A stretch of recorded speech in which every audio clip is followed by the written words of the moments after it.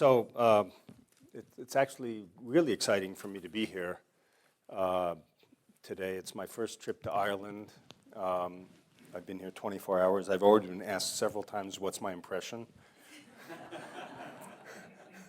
Don't ask me. But I wasn't expecting quite so much sun. And I'm really excited to be here, in particular at the forum. I had no idea that this forum existed. And when I received this out of the blue email from Dave Walker, I immediately went to the website and looked it up, and I was even more impressed. And I just have one request, if there's someone here from the Institute itself. I'm not getting paid for this, but if you could just possibly, for 5 minutes, put my name on this list and say, right there, put it in bold font, the same size as Mikhail Gorbachev. Take a screenshot, send it to me, and then take it down. It's okay. That will be more than sufficient payment for this opportunity. This is really impressive, and I'll know how to use it. That's another photo op, because I am actually advising the White House on Startup America. And I want to, at the outset, present my thesis that I realize is both ambitious and perhaps it will be a little bit controversial, and I apologize in advance if I step on any toes. I already realized from the lunch that we had that there is going to be some vigorous debate, which I invite. Despite the fact that I'll sound extremely confident as I get going, that I know what I'm talking about, life is extremely complex, policy making is extremely complex, entrepreneurship is extremely complex, and I'm always learning new things. So don't confuse my enthusiasm or apparent confidence with the thought that I really know everything. I don't. But my thesis is as follows, and that is that we collectively, as a profession, know enough about entrepreneurship and how it develops and how it evolves that we can deliberately create the conditions that lead to measurably more of it within a short period of time in a society. And when I mean by short period of time, I mean in years and not decades. Now, I realize that this is somewhat of an X Prize, but as we've seen with the X Prize, it actually works. It actually works to set an ambitious goal and to try and realize that if you do things differently or reorganize your knowledge in some way, you can perhaps actually achieve it. I'll add one more specification to our mission, so to speak, or the thesis, and that is that we will create this entrepreneurship or this environment which generates entrepreneurship in such a way so that it is relatively self-sustaining, relatively self-generating. And I will just elaborate a little bit to give myself a teensy bit more of authority. I'm drawing on my observations of dozens of societies and experiments around the world, naturally occurring experiments primarily, as well as my own experience. And I've been an entrepreneur myself for 15 years. I've been a general partner in a venture capital fund. I've been an active angel investor, a researcher. I've built a course on international entrepreneurship. That doesn't mean I know everything, but it does mean that I've seen the phenomenon of entrepreneurship from more than one perspective. I've been on the buy side, I've been on the sell side, I've been on the look side, everything.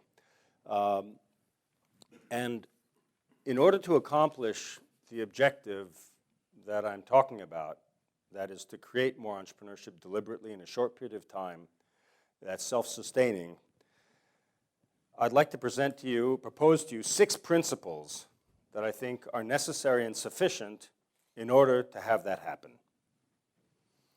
And by the way, these 6 principles are based, again, not on just theory, but we've created at Babson a new institution called Babson Global, and within that, the Babson Entrepreneurship Ecosystem project, and we're actually doing it. We're learning about how to do it by doing it, by creating projects in specific cities and small countries around the world to use these principles and move the needle of entrepreneurship in a measurable way. And with these 6 principles has accrued and is accruing, and I'm sure will continue to accrue over a long period of time, a body of professional practice and methodologies. This is a baby still. It's a healthy baby, but it's not born with a full set of teeth. Those teeth are coming about.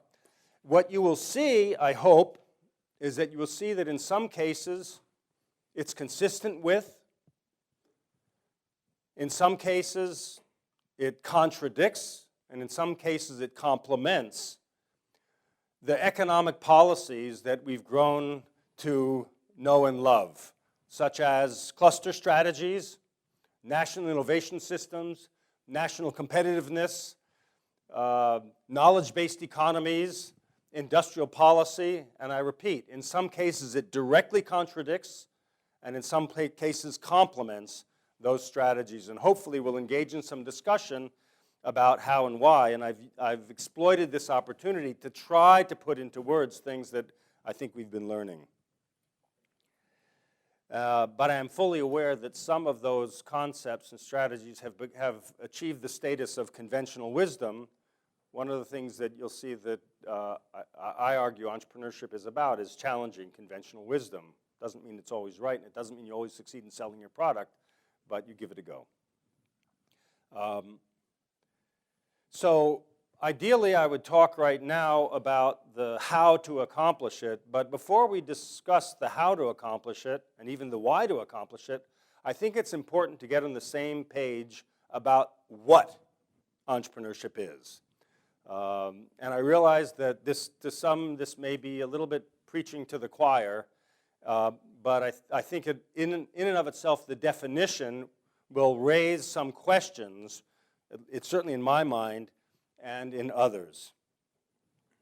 And let me read to you something that actually I saw.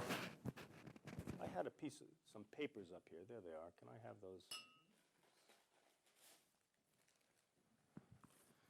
This came out of the Irish Times of yesterday. Out of Africa, it says, a continent of entrepreneurs.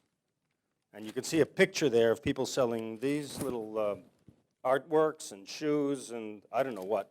Can you see that? Maybe you saw that. I think it's from, yes, Irish Times from Tuesday. That's not what entrepreneurship is.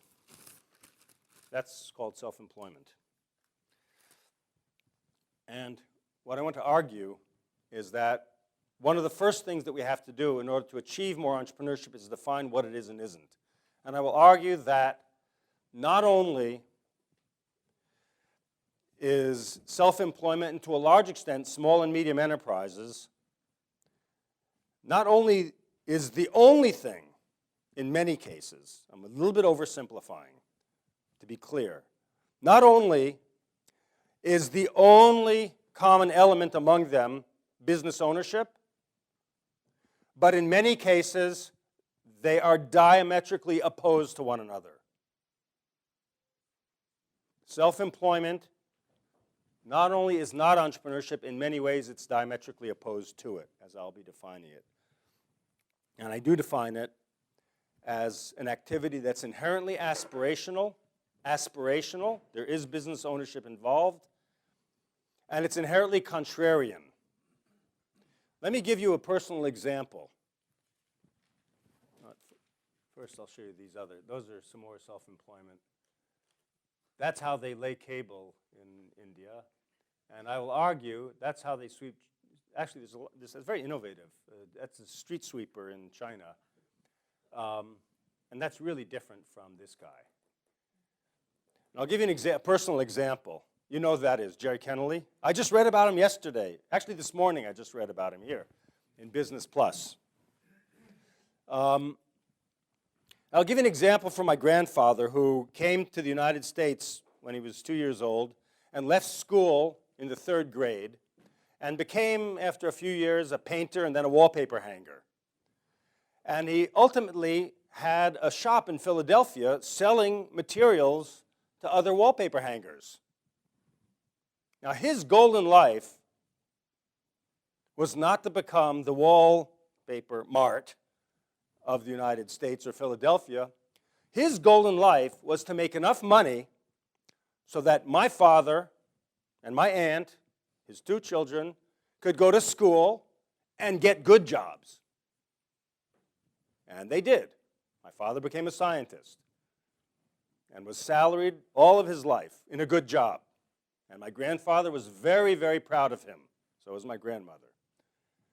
My son, I'll skip a couple of generations. My son is building, as we speak, a nightclub concept. He's not doing it to put food on the table. He'll do that. He's not doing it to make money. He'll do that and make lots, I believe, because I invested in him. But he's doing it because he's hungry for something more than food. He's aspiring to be as big as he possibly can and as smart a way as he possibly can, and to surprise the market along the way. And that illustrates for me the difference between entrepreneurship and self-employment. My grandfather thinks that being self-employed is a bad thing. If you ask the people, most likely, and I have, what they aspire to, they don't like doing what they're doing. They wish they didn't have to do it. They wish they had stable jobs working for big companies. And they do not inculcate the entrepreneurial spirit in their children, generally speaking.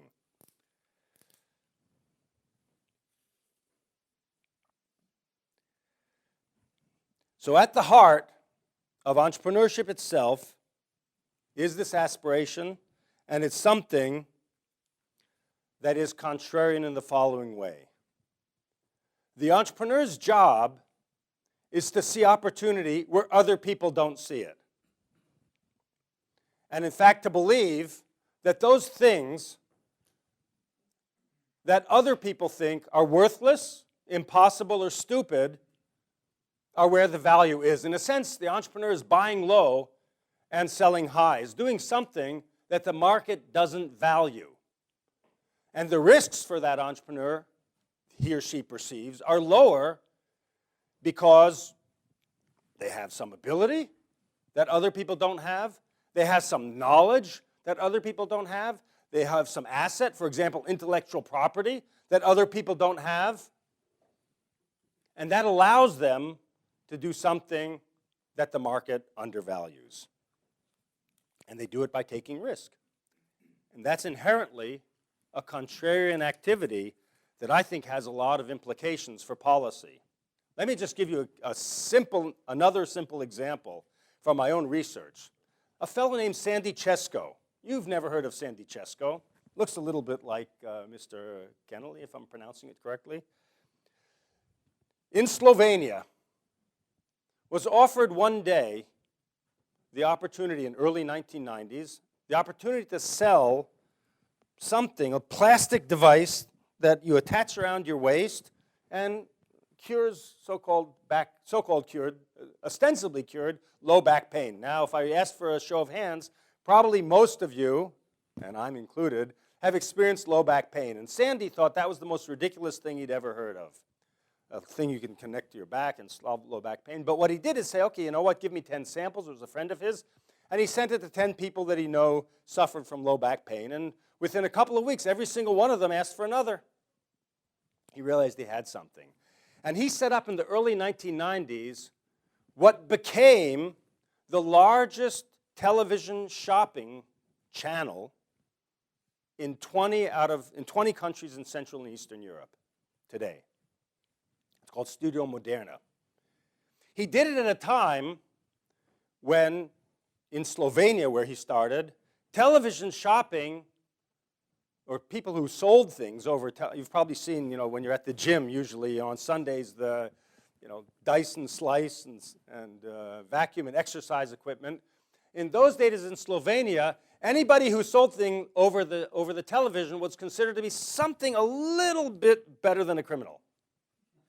A little bit better than a criminal, because the product wasn't the product, and service wasn't service, and delivery wasn't delivery, and if you had problems, you'd return it, and you'd never see your money back or anything else. They were snake oil salesmen. And that was the opportunity for him. And more than that, he studied how the Western, even in the 1990s, was a big business called direct response television, DRTV, was a big business in the West, where the business model was to get the brand and outsource everything. Outsource the production of the infomercial, outsource the call center, customer service, outsource the delivery, outsource the payment, outsource everything. And so what Sandy did is the opposite. He insourced everything. Today, Studio Moderna does a roughly 400 million euro in turnover. It's number one in direct response TV in 20 of the national markets that it's in. Oh, by the way, nobody would sell him media time either. The big television channels wouldn't sell him media time, so they bought the media time that nobody wanted. That's contrarian on so many different dimensions. By the way, he grew the business also with until last year, with no equity capital whatsoever, all completely bootstrapped. With 30%, in the last 5 years, 30% compound annual growth without entering a new country and without making any acquisitions. All purely organic growth. And by the way, one of the things that illustrates, which we'll come back to later, I'm sure, that is that entrepreneurship can occur without innovation, or without a lot of innovation. The active operational word is contrarian, not innovative. We can talk about that later. But I'll give you an example right now. Generic pharmaceuticals. If there's something that is not innovative in the world, it's generic pharmaceuticals. Does that mean that there's no entrepreneurship in generic pharmaceuticals?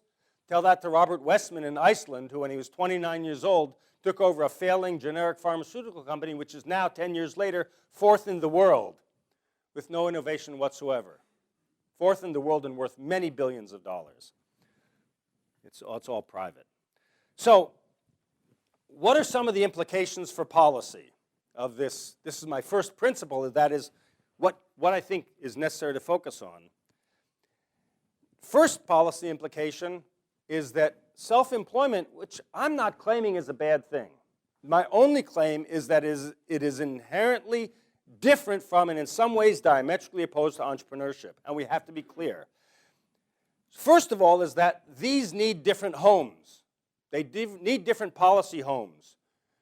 One, I don't know the government structure of Ireland, but generically belongs in the Ministry of Welfare or Labor.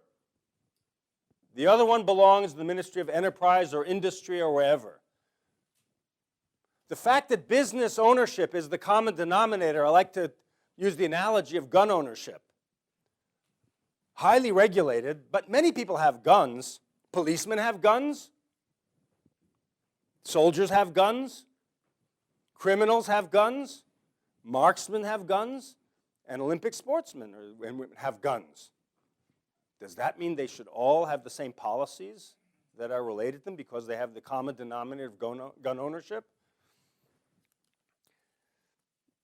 So that's implication number one. Secondly, is there's massive policy confusion, massive, ubiquitous in the United States, in Rwanda, in Chile, everywhere I've seen, among these two or three different, and in some ways diametrically opposed activities. The EU put out 8 years ago now their statement on entrepreneurship and local economic development, and if you read it, you'll see that these are treated in exact identical fashion from their perspective, even though I know that it's a little more recently has become a little more complex and varied than that.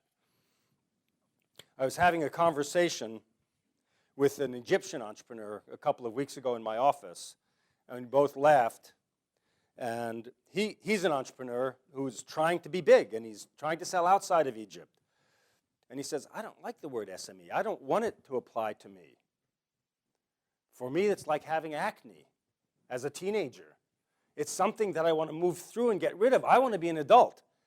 SME, calling me an SME, reduces my level of aspiration, because entrepreneurs are trying to be S, and the minute they're an S, they're trying to be an M. And the minute they're an M, they're trying to be an L.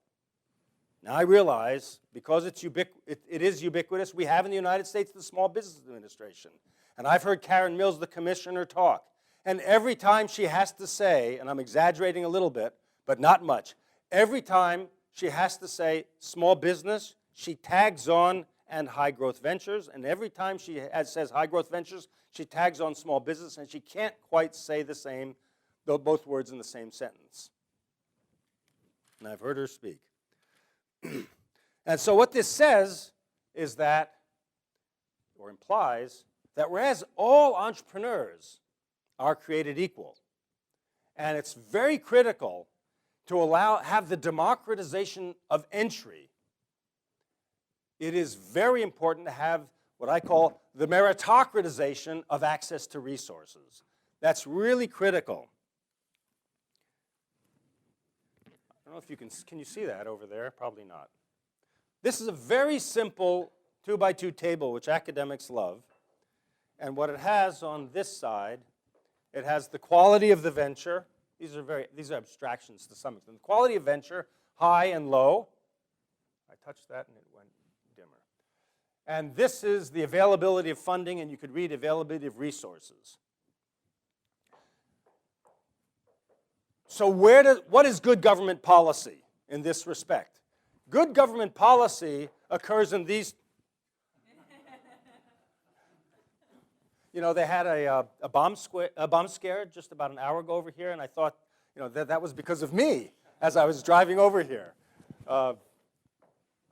So good outcomes, a good outcome from policy perspective is that the good quality ventures get the resources naturally get the resources. That's a good system. But it's as important that the poor quality ventures, as soon as possible, are denied the resources, so those resources can be recycled.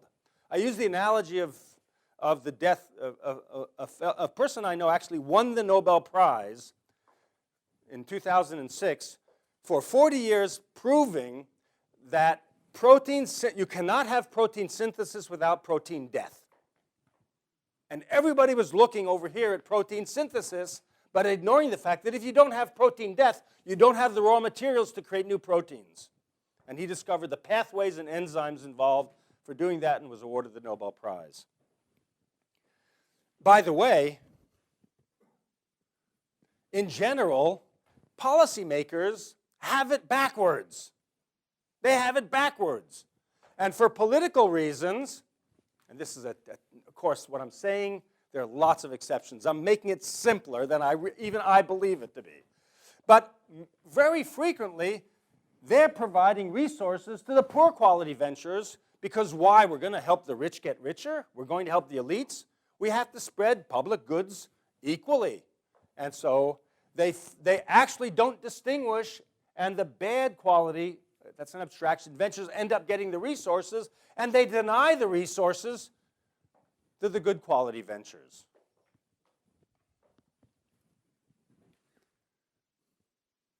This is a quote from Mr. Kennelly.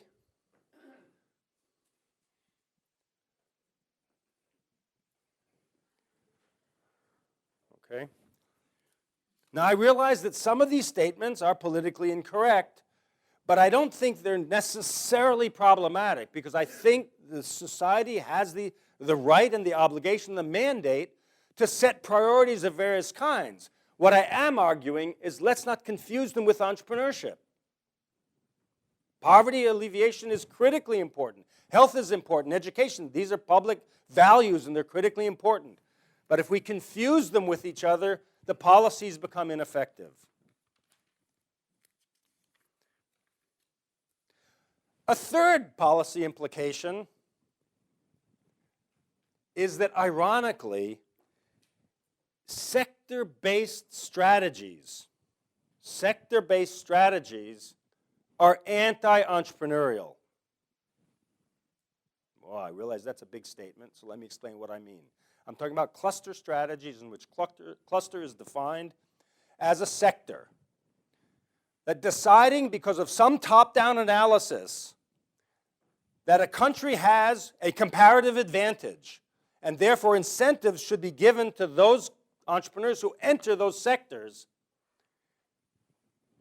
depletes and diminishes the entrepreneurial spirit. Because entrepreneurship is inherently about hearing the conventional wisdom and doing something else. I'll give you an example. Iceland. By the way, it's one of the most entrepreneurial places that I've ever been to. 307,000 population, probably a little less now that so many people have left after the crisis, but they'll be back. They have almost no diaspora, by the way. Almost everyone, for some unknown reason, who's Icelandic wants to go back home. If you've ever been there, you know, it's a puzzle. It's a puzzle. I happened to be there 2 weeks after Mike Porter was there, who explained that based on a country analysis of comparative advantage, Iceland should be investing in geothermal, things related to geothermal energy, ecotourism, and fishing. Those are 3 comparative advantages: the beauty, the energy, the hot water and steam that they have, etc. So where are the successful entrepreneurial ventures in Iceland? The second largest massive multiplayer online game, which I assume that all of us are too old to know about, but your kids know about, called EVE Online, is an Icelandic company that was founded 10 years ago with all the problems that a venture's founded. And they're wildly successful, employing thousands of people, many of them, not all of them, in Iceland. As I said, they're number 2 in the market. And there's no way that a top-down analysis could have led you to think that that would be an Icelandic venture. In fact, what's interesting about that, now that they're successful, there are other kids in Iceland who want to make similar kinds of companies. Well, the government didn't create a cluster. They got together. They created their own. They have their own association where they share ideas and thoughts and opportunities, etc. A second very successful venture, the largest maker in the world of knee prosthetics.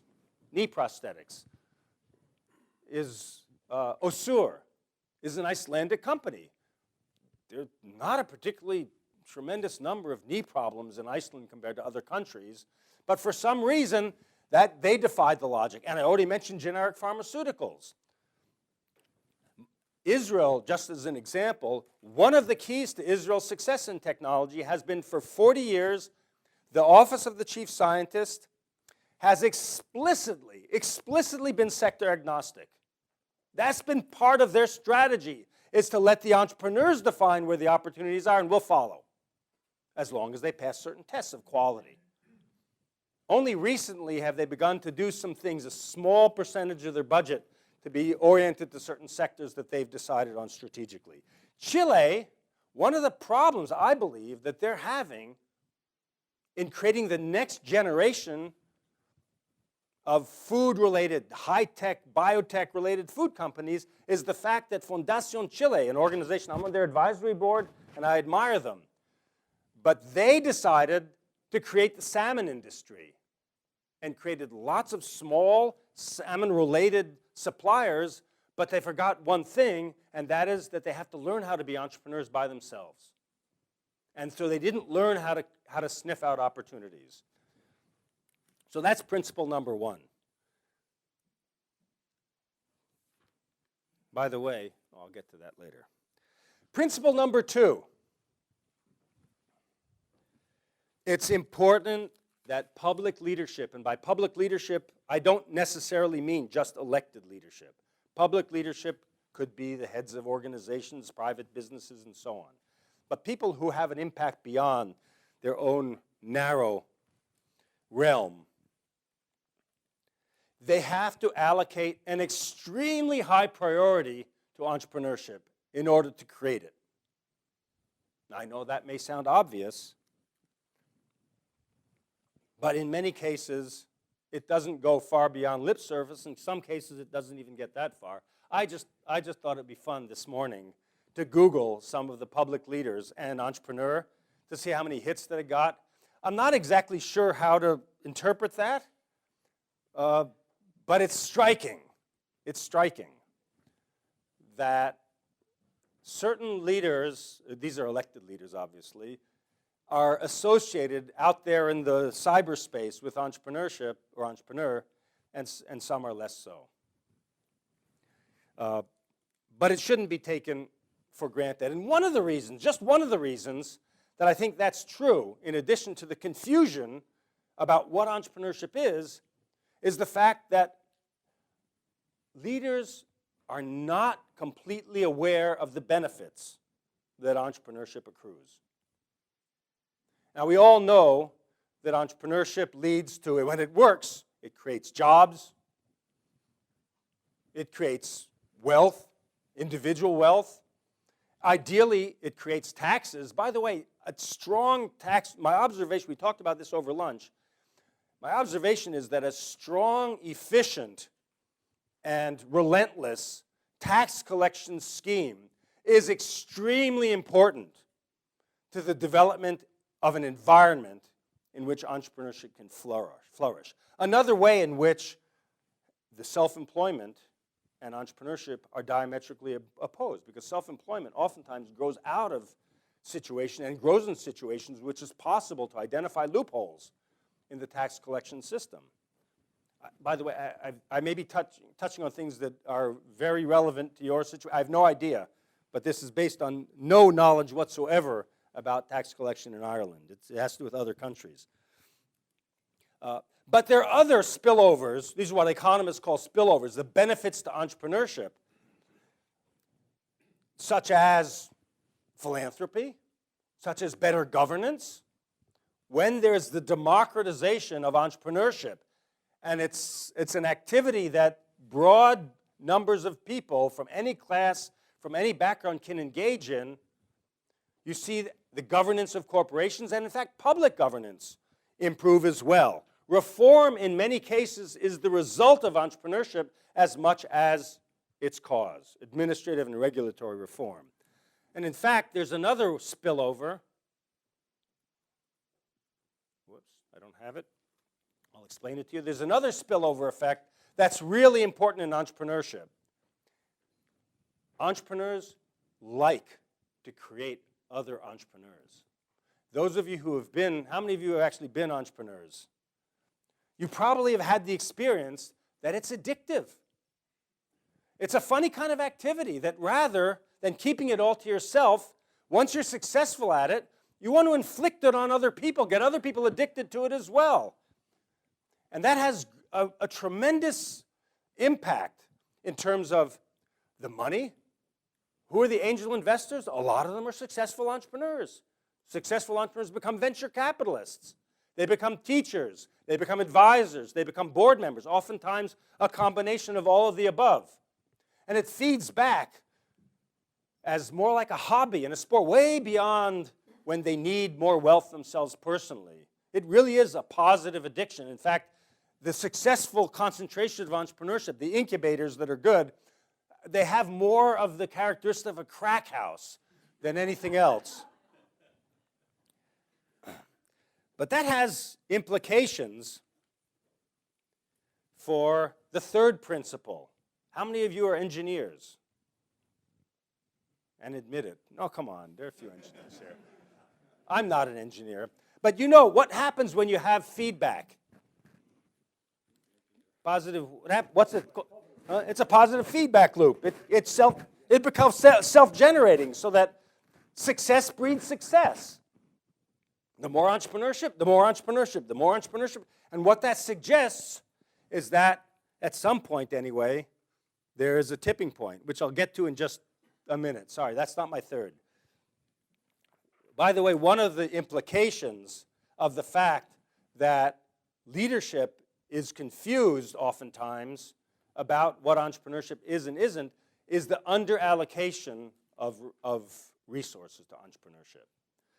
And my rule of thumb is if you're not in a city or a small region or a relatively small country, if you're not allocating between 0.5% to 1% of your operating budget directly to stimulate entrepreneurship as operating budget, not as capital, as operating budget, you should take a look and you're probably investing too little. I can give you examples. Principle number 3, you have to intervene holistically in the entire ecosystem in order to create more entrepreneurship. There is no one thing, one area that has to be propped up, such as education or policy or culture. Rather, when you look around the world and see those societies in which there's been a huge increase of entrepreneurship, you see that a lot of things have changed in parallel, not just one thing. To the point where we've developed a way of looking at the entrepreneurship ecosystem that is based on it's really based on 12 elements, but that gets too complicated. I'll tell you what they are, but we've clumped them together for convenience sake into 6 domains. The domains are policies, which includes leadership and government. Sorry if I'm blocking somebody. Which includes leadership and government, regulatory environments.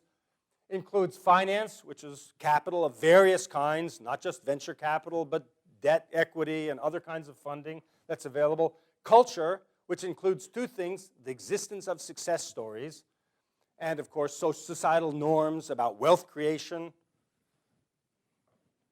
about risk-taking, about failure, about being contrarian. Things I call supports, which are all the non-government support mechanisms such as incubators and innovation centers, the support professionals, for example, infrastructure that's important, human capital, which has to do with both the formally educated human capital, but also the existence of entrepreneurs who have been successful and then become part of the labor pool or the know-how that is in the society, and then markets.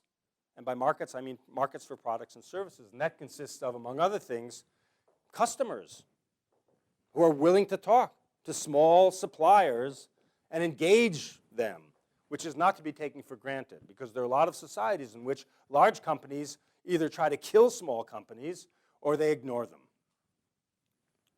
to both of their detriment, I think. Now, there are a few things about this diagram that I just want to point out. One is that, because there are other maps of the ecosystem, but again, my thesis, or the principle is that if you don't pay attention to the entire ecosystem, you won't get the benefit. If you just create finance without in parallel educating the entrepreneurs, you won't get the benefit. You'll lose the money. Private equity, in fact, will go away. If you don't create the markets or allow the markets or encourage the markets and just change the culture of the willingness, the entrepreneurs will go away because there are no customers. So it has to be done in parallel.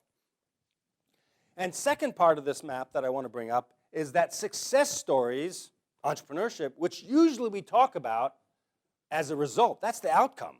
That's what we're trying to create, in a lot of ways is a cause. And so there are no arrows in here. It's something that academics like a lot are arrows, but there are no causal arrows.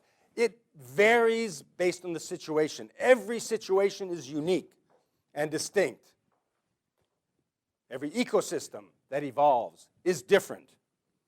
I had an experience where a friend of mine from Korea, who knows I think he's a premier or maybe prime minister, I'm not sure, said, the prime minister has just read this book called Startup Nation. Some of you have probably read it. I don't particularly like the book. But he just read it, called me up and said, how can we copy the Israel model in Korea? And I said, well, for starters, see if you can get Taiwan, China, and Japan to declare war on you. And then we'll have a talk about how you can copy the Israel model. So many people are emulating Silicon Valley. I saw one today from a country in Africa, East Africa. They're starting the Silicon Valley model in East Africa. You know how many Siliconia there are? There's a website called Siliconia. There are 79 silicon somethings out there in the world. But you can't emulate Silicon Valley. You can't emulate the ecosystem. And in fact, I have news. It's a dirty little secret. If Silicon Valley wanted to be itself today, it couldn't. It evolved in a unique set of circumstances. So there are a few policy implications of this third principle. The next 3 principles are shorter. There are a few implications. One is there is no silver bullet. There is no policy silver bullet. And this is really puzzling to policymakers because they like silver bullets. They like to set up incubators. They like to announce that there are going to be angel investing networks. They like to announce that there will be venture capital funds, there will be tax breaks, and so on. But you can't have just one. In fact, you can achieve what economists call perverse outcomes. And you probably all know enough about, I don't want to say this, perversion to know what that means. And that is, it means that you achieve the opposite of what you want. I'll give you an example. Puerto Rico, where I've done a lot of work, and I understand over in history it's been compared from industrial policy perspective to Ireland, and in some cases maybe is seen as competitive. I think Singapore, Puerto Rico, and Ireland have been compared with each other at various times. They themselves say that they have a dearth of entrepreneurship in Puerto Rico. That's largely true. They have one of the best engineering schools in the United States. It's actually one of the top 10. And because there's no opportunity for the engineers, they all go to the mainland. They call that their best export business. They export engineers from the University of Puerto Rico at Mayagüez to the mainland United States. That's a perverse outcome. That's what happens if you don't deal with the entire ecosystem. If you create the venture capital without the deal flow, the venture capital or private equity will disappear. If you create the deal flow without the capital, the deal flow will disappear and go somewhere else. These things have to evolve together. You know, there's a phenomenon that I've seen so many times that I'm about ready to call it a law. This morning I said I'm going to call this a law. It's going to be called the Isenberg's Law of Market Failure Inevitability. And excuse me, I'm going to start undressing now. It's hot in here. They didn't tell me that Ireland would be hot. And by the way, I see that most of you anyway are staying awake. This after lunch in a hot room, this is really, you all should be congratulated. I learned as a junior faculty member the first time I teaching at Harvard that the junior faculty always get the after lunch assignments for some reason. Did you ever notice that? No, they always get the after lunch assignments. And so we're always competing with biology for attention. So what is the law of market failure inevitability? It goes like this. In every society that I've been in so far, and again, I caveat, the world turns out is a very complex place. So even though I say that something is true or seems true, doesn't mean that there aren't examples where it doesn't happen. It's just my experience so far. But I have everywhere, including the United States, you talk to entrepreneurs, they say, we have these great ideas, but the venture capitalists won't talk to us. They say we don't do early stage. And the friends and family don't know which deals to invest in. And the banks, they say, we don't lend money to small companies. And we deserve the funding. That's the entrepreneurs over here. And then when you talk to the financiers, you talk to the venture capitalists, they say, there's no deal flow. And when we talk to entrepreneurs, they don't understand what we need. That we want to have certain covenants that protect our investment. We want to have reverse vesting of stock. We want to have control over who the CEO is, and we want to have preferred shares, and all. And they don't understand. And the banks say they don't understand that we don't care about. We don't care. They don't say it like that, but we don't care whether the company succeeds or not. We care if they pay back their loans and pay their interest. That's what, because I'm a banker. That's what I care about. And they think that we should be helping them. We're not there to help them. We're there to get return on our capital. That's what we're there for. So I have this situation. It's like married couples who are sleeping facing the other side of the bed. And, you know, they want to have sex and they want to have sex and they're in the, that's a market failure. That's on camera, my God. I've never said that before, and this is the first time. It must be something about Ireland. And so the government gets involved. And the government says, there's a market failure.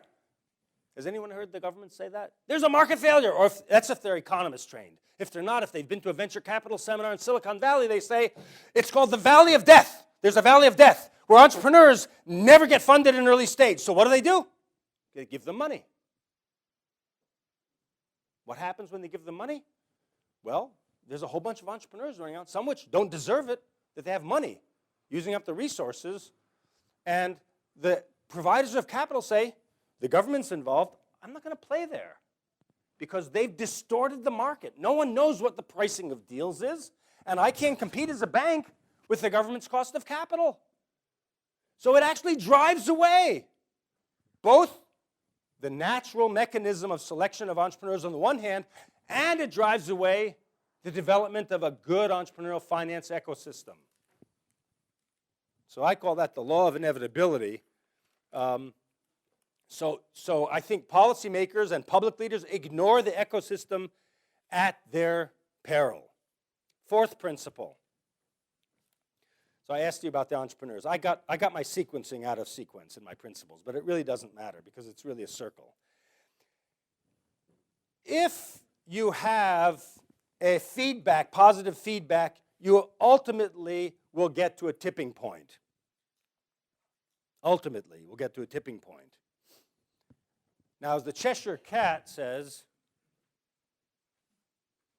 if you don't know where you're going, any road will lead you there. But if you know where you're going, you understand what entrepreneurship is, you understand the conditions that create it, you understand that there are spillover effects, that means you can begin to think how much of it you need.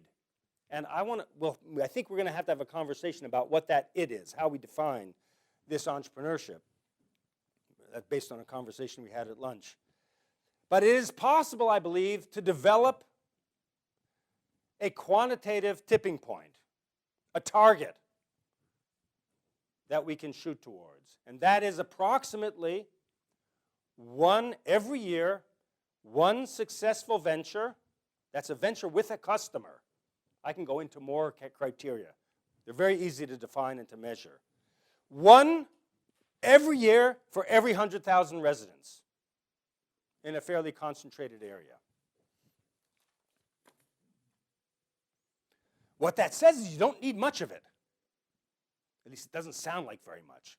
But if you can get there, that means you've had to intervene, evolve, cultivate, foster, enhance, strengthen the ecosystem and the 6 domains of the ecosystem, because otherwise you couldn't create them on an ongoing basis. Every year, new ventures entering the system, 1 out of 100,000. By the way, one of the policy implications of this are that if you get to the tipping point, which means, again, that it's relatively self-fulfilling, relatively self-generating, certain things start taking care of themselves. And I believe there's evidence that if you reach that tipping point, you will spawn naturally out of the so-called failures. They're not failures, they're scrap. Scrap is a good thing. People have made tons of money out of scrap. The SMEs, the professional service organizations, they become the quote-unquote scrap. When you have these successful ventures, each one of them requires a supply chain. They require support professionals. They will drive the creation of orders of magnitude greater numbers of companies that you could call SMEs or self-employed. But they're created because of the successful ventures, not the other way around. One of the big confusions that policymakers have is that if you create 1,000 micro-enterprises or self-employed, that from that naturally will emerge 10 high-growth, high-potential ventures. Only the evidence is that that's not the case. For a lot of reasons, but in part because I said that the mindset of the self-employed is completely different from the mindset of the entrepreneur. Leave it to you as a puzzle. What would you rather have? And I think you know my bias. 1,000 jobs created by 1,000 self-employed, 1,000 jobs created by 100 10-person ventures, 1,000 jobs created by 10 100-person ventures, or 1,000 jobs created by one venture. It's a fascinating. By the way, I listened yesterday to the presentation of the Jobs Initiative. I don't know how many of you were excited by that, but I wasn't, to be quite frank. And I hope that the minister himself isn't here, but maybe I hope he is, because there was not one mention of the word entrepreneur, and there were 8 minutes of it were spent on tourism. 8 minutes, I counted. Number 5, I'll mention this fairly quickly. That's what I was looking for before. That describes the feedback loop. Success breeds success. We'll go over that. Fifth, it helps to be very specific geographically. If you want to cultivate an entrepreneurship ecosystem and achieve the targets,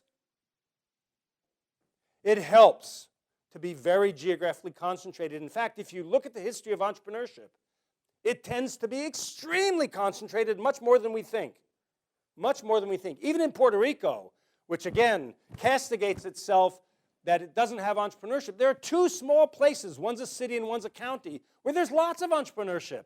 In this little 100 by 35 island, which is, by their own admission, non-entrepreneurial, there are two hotbeds of entrepreneurship. One near the University of Mayagüez and one in Caguas, the city called Caguas, because they had a mayor who was crazy about entrepreneurship. If you look, for example, at the United States, startups per capita, this is just out of curiosity. And then you drill down into Massachusetts, and then you drill down even further into the 495, 128 area. Many of you have been there. And then you drill down even further. You find out that there's an extreme concentration of entrepreneurs in one building. In fact, it's only 8 of the 14 floors of that building. It has the highest concentration of startups in the world. It has 10 times the pound per square inch of entrepreneur than Silicon Valley does in one building. It's called the Cambridge Innovation Center, but I have a secret for you. And it's right next to MIT. This is Kendall Square, and this is MIT. This is MIT over here. This is Kendall Square. It's in a private building. It's not an incubator. It's a for-profit enterprise. Tim Rowe, the founder, he likes to make money. And he makes money by housing ventures. And the ventures like to come there because there are lots of other ventures. They flock. It's the highest rent real estate in all of Boston. The highest rate real estate of all of Boston. But for $250 as an entrepreneur, entry level, you can get a desk. It's not the same desk every time you come in, but you can get a desk and you get other entrepreneurs to talk to. And because there are lots of entrepreneurs to talk to, the venture capitalists like to come and hang around. Because the venture capitalists, there's a few lawyers with offices there. Because there's lawyers and venture capitalists and MIT's around the corner, well, lo and behold, you've got the French embassy has an office there, scouting technology, and the Chilean Corfo has an office, and there are probably lots of others. And again, Tim calls it a non-incubator. They don't provide any seminars. They provide free beer twice a week and very targeted services for entrepreneurs. And then, sixth principle. So I have a lot. About locations, I know that having incubators and innovation centers is a really big thing. No one that I know of has ever done a comparison to see how much the effect of $1 spent on an incubator versus $1 directly invested in a venture, which is more effective. I suspect it's the latter. And that the incubators exist only if there's entrepreneurs driving it. Only if. And then finally, to make this all happen, I think it's a natural conclusion that I think you need to recruit and train. To impact the ecosystem, you need to recruit and train a highly focused, independent, temporary SWAT team of what I call entrepreneurship enablers. And this is what we do in our projects. We recruit, we train, we manage, and then disband these entrepreneurship enablers. And the reason that we disband, and with that I will disband my talk, the reason that we disband is because of the ecosystem approach. What is the connotation of an ecosystem? That it's relatively self-regulating. Relatively self-regulating. But how many public policies do we have that are self-liquidating, that have a sell-by date? These groups have to have a sell-by date. And let me illustrate the importance of this with an example. Have any of you heard of the government fund called Yozma? One. It's the gold standard. It is considered around the world as the gold standard for government venture capital. It was an Israeli fund, a fund that was created by the government. It was right next to our office. I lived in Israel for 22 years. I was an entrepreneur and was involved in the development of that society in many different dimensions. But we had our next door neighbor for 5 years was Yozma. And they were a $100 million fund. I'll simplify a little bit. That was a fund of funds. And they would invest up to 40% in a new venture capital fund, this is starting in 1993, on the following condition: that the fund have two other partners that brought the rest of the money. One of the partners had to be an experienced venture capital manager from overseas. The other one had to be a local manager, meaning could be 2 or 3 people, but manager, I mean organization. So there were 3 partners, 3 legs of this 3-legged stool. That was number 1. Number 2, the 2 private partners, the Israeli and the non-Israeli, had the option to buy out the government's assets at any time with a 7% interest rate. That was number 2. Within 3 years, there were 10 venture funds created. 3 years, there were 10 new venture funds created with this $100 million. Within 5 years, 8 of the 10 had exercised their option to buy out the government at a 7% accruable interest rate. And at the 5th year, the government auctioned off the rest of the assets. In 5 years, Yozma didn't exist. Didn't exist. It was gone. And behind it was $200 million under management, 10 new venture capital funds, and 30 new trained venture capital fund managers. The ecosystem changed. Now, just a caveat, I have a lot of friendly arguments. My good friend, Urgel Ehrlich, who founded this Yozma. Yozma was a little bit lucky. It happened at a certain time when ventures were booming, and it didn't occur in a vacuum. So anybody who tries to copy the Yozma model, beware. Beware, because it existed in an entirely already existing ecosystem. It was part of a wave that already existed before. So I'm concluding. 1, entrepreneurship is about ambitious, profit-seeking activity, which I think enriches the society in many ways. The shortest path to creating it is not clusters, it's not competitiveness, it's not innovation, it's directly creating, enhancing, cultivating an ecosystem which attracts entrepreneurs and helps them be successful. To do that, you have to follow certain principles, including taking an ecosystem approach. Is this foolproof? No, this is not foolproof. I'd be myself a fool if I said this is a proven recipe for success. But I do think the alternative of doing nothing is unacceptable. I don't think entrepreneurship is a panacea. I do think because of the multiple spillovers it has to have a priority equal to education, security, health, culture, and other activities. And just to paraphrase Victor Hugo, and I am aware of the fact that we need some more time for discussion, there's no army as powerful as an idea whose time has come. And I think entrepreneurship is one of those ideas whose time has come. So thank you very much.